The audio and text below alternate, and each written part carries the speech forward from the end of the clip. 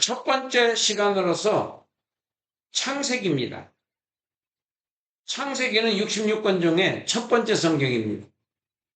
창세기는 50장 26절로 되어 있고 전체 주제는 하나님과 아브라함과의 언약, 하나님과 아브라함과의 언약입니다. 이 50장 26절을 개관을 해보면은 대단으로 보면 두 가지고 중단으로 보면 7가지인데 먼저 대단으로 보겠습니다. 세 가지 사건 1장부터 10장 32절까지 뇌족장의 생애 11장 1절부터 50장 26절까지 이렇게 두 가지로 세 가지 사건과 뇌족장의 생애 세 가지 사건과 뇌족장의 생애 자, 세 가지 사건은 천지창조, 아담과 가인의 범죄, 노아 때 대홍수 이게 이제 큰 사건으로 일단 주제를 잡아보면 그렇습니다. 그 다음에 뇌족장의 생애 여러분들이 많이 들어봤을 겁니다. 아브라함의 생애, 이삭의 생애, 야곱의 생애, 요셉의 생애 이렇게 네 가지 네 족장들의 생애로 구조가 돼 있어요. 자, 그러면은 모세가 창세기를 왜 썼을까? 창세기를 쓴 목적이 뭐지?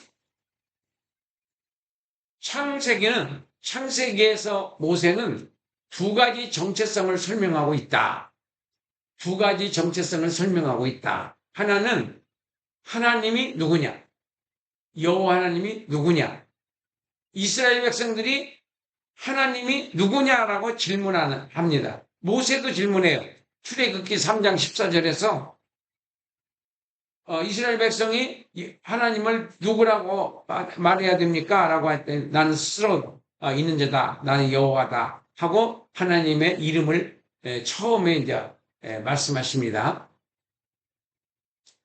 그래서 여기서 그 하나님의 정체성에 대해서 질문하는 이스라엘 출애굽 백성들에게 모세가 하나님은 천지창조의 하나님, 아담과 가인의 범죄를 용서하신 하나님, 그 다음에 노아 때 대홍수로 끝까지 회개하지 않는 자들은 심판하신 하나님으로 창조주 하나님, 용서의 하나님, 그 다음에 심판하신 하나님으로 하나님의 정체성을 설명합니다. 모세가 출애굽 백성들에게. 두 번째는 이스라엘 정체성. 이스라엘 사람들이 우리가 누구냐? 어디서 우리가 출발했으며 우리나라 대한민국은 뭐 단군으로부터 시작을 했다고 그러잖아요. 신화이긴 하지만은 그런 식으로 이스라엘 백성도 자기들의 정체성에 대해서 궁금해하고 있는 거예요. 그래서 미국으로 이민 간 사람들도 우리의 정체성을 잊지 않기 위해서 한국말을 가르치는 사람도 있고 뭐 다양한 표현으로 나타나고 있잖아요. 그 정체성을 사람들은 알고 싶은 거죠. 내가 누군가에 대해서. 오늘 그 네 가지 정체성을 말씀드릴 거예요. 첫 번째는 하나님의 정체성, 두 번째는 이스라엘의 정체성, 세 번째는 예수님의 정체성, 네 번째는 성도들의 정체성. 우리는 누구냐? 창세기는 정체성부터 출발하는 겁니다. 정체성부터. 우리가 정체성부터 알아야 되잖아요. 내가 누군지를 먼저 알아야 되는 거 아니겠습니까? 그래서 창세기는 이렇게 엄청난 양이지만은 압축해서 간단하게 제가 지금 말씀드리는 겁니다. 그래서 이스라엘 민족의 정체성은 어디서 그게 잘 나타나고 있느냐면은 11장에 잘 나타나고 있어요. 11장. 창세기 11장.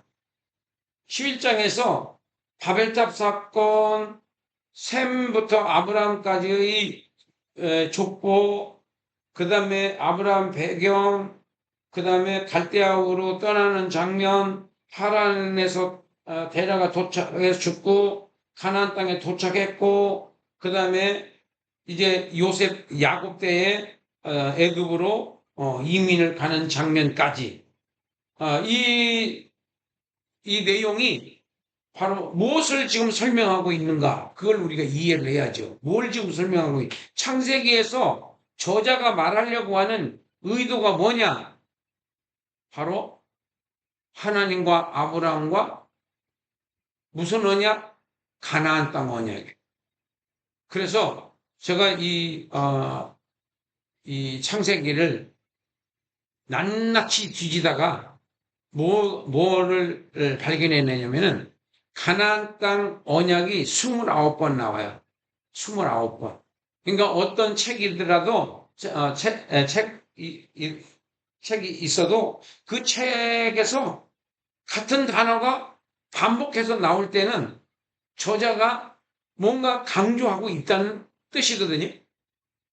그래서 창세기 11장부터 50장까지 그렇게 많은 내용이 가나안 땅 언약에 대해서 나온다면은 이 가나안 땅 언약이 바로 하나님과 아브라함과 맺은 언약이 가나안 땅 언약이다라고 하는 것을 우리가 발견할 수 있어야 됩니다.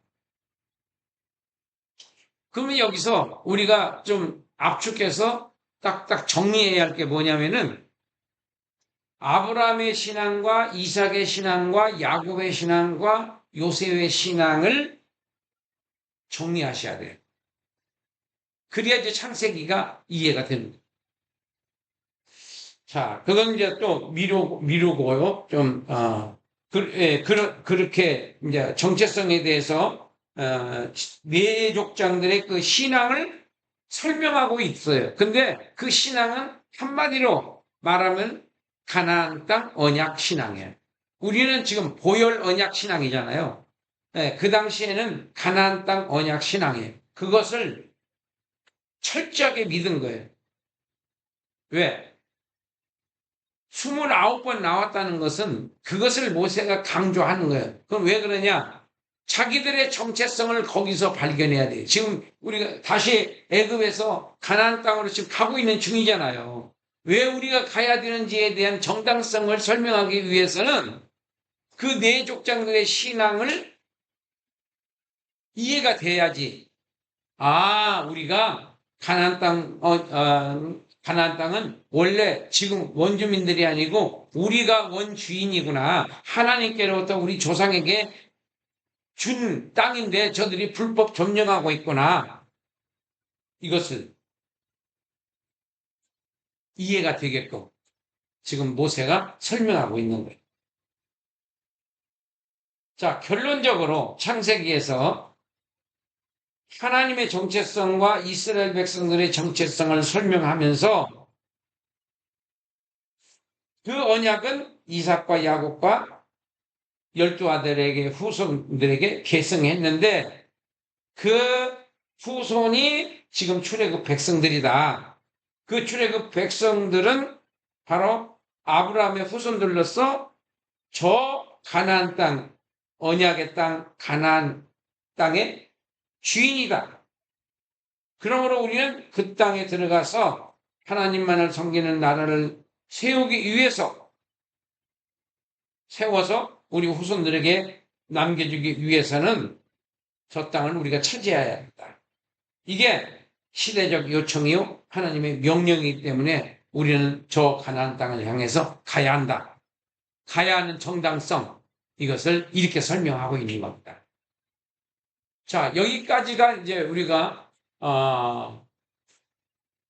하나님의 정체성과 이스라엘 정체성을 설명했어요.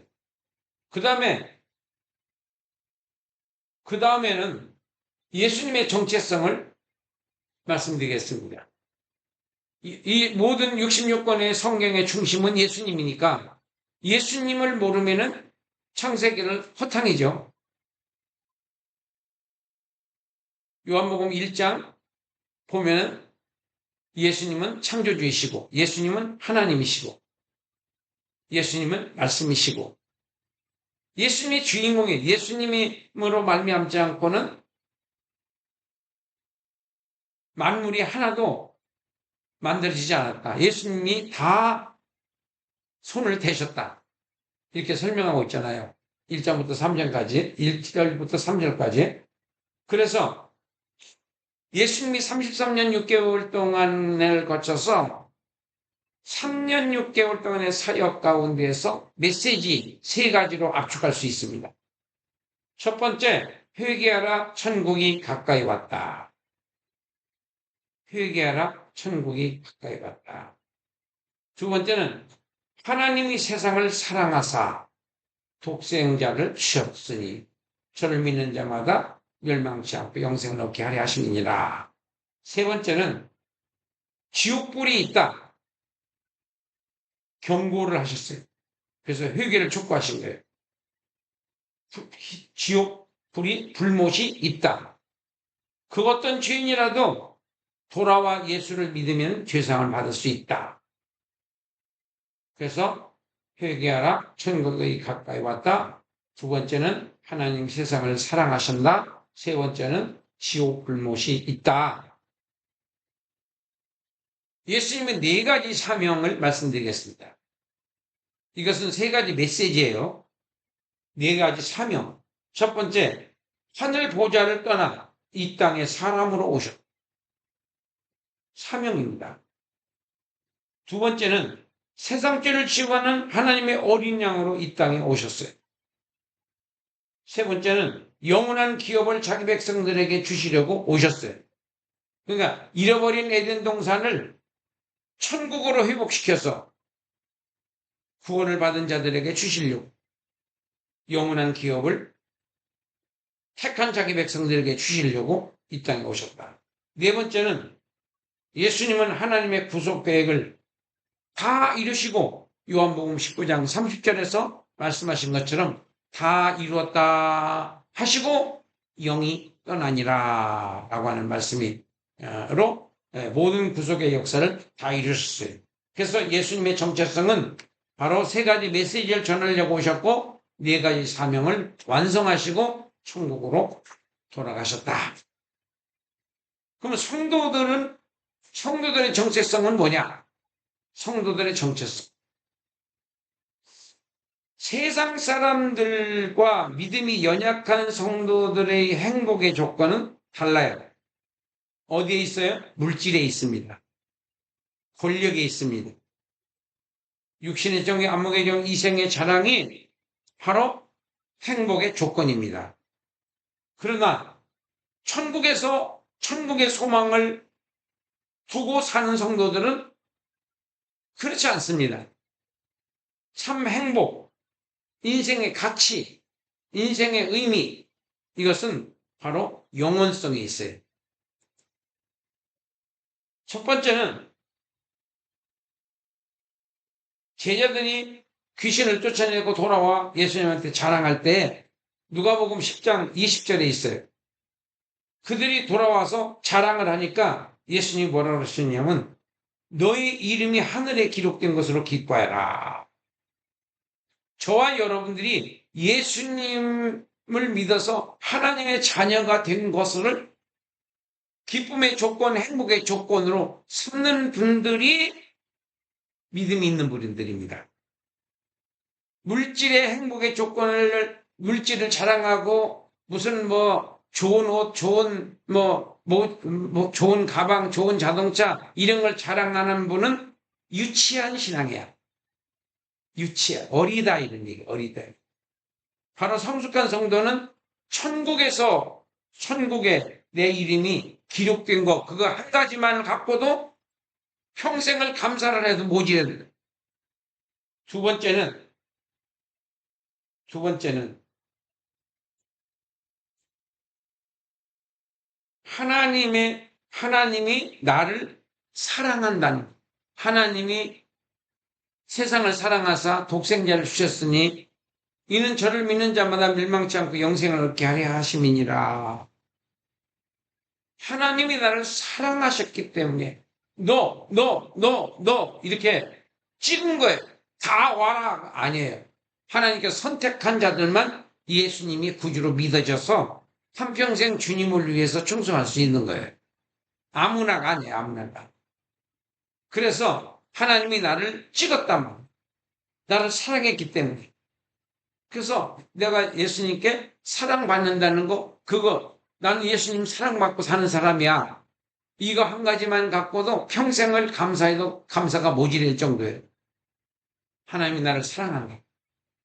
세 번째, 주님께 상 받을 일에 동참할 때가 있어요. 가끔.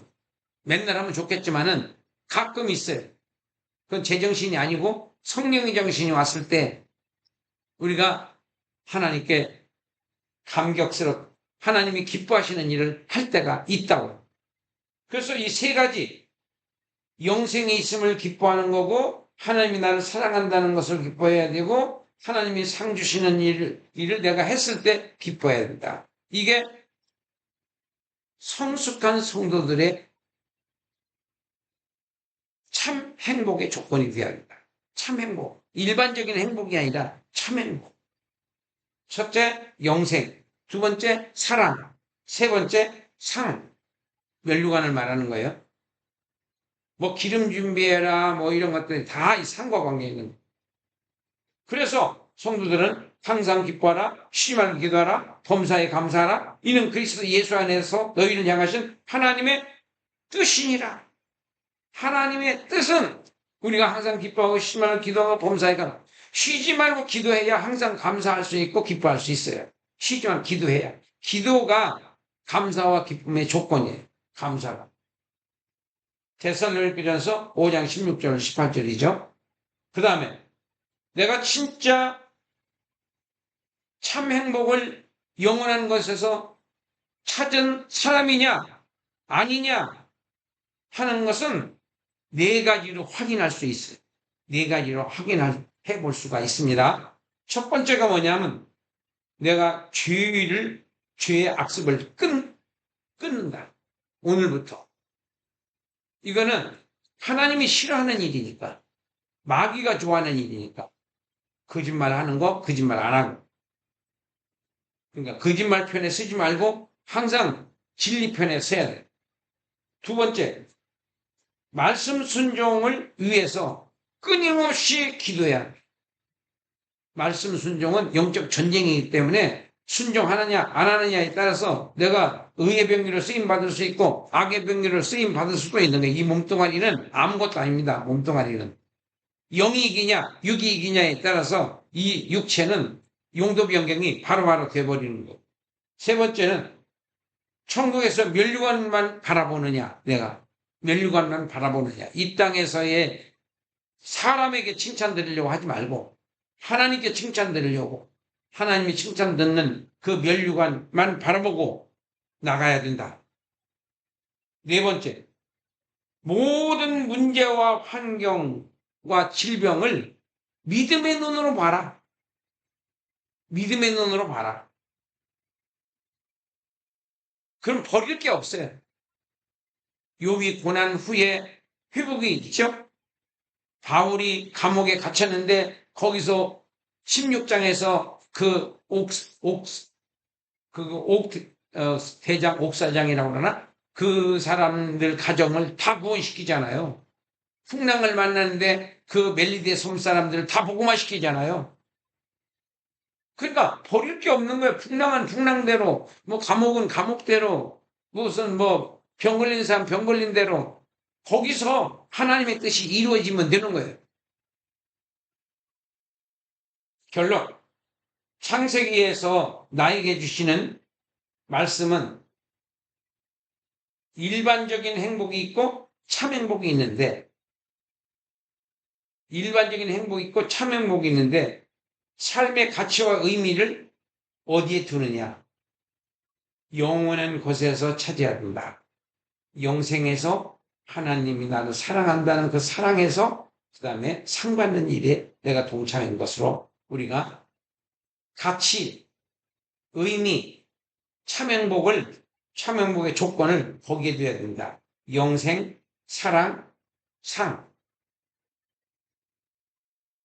참 행복을 만난 성도들은 네 가지 변화가 있다고 그랬어요. 첫째, 죄의 악습을 끊는다. 말씀 순종을 위해서 쉬지 않고 기도한다. 생활에서 천국에서의 면류관만을 바라본다.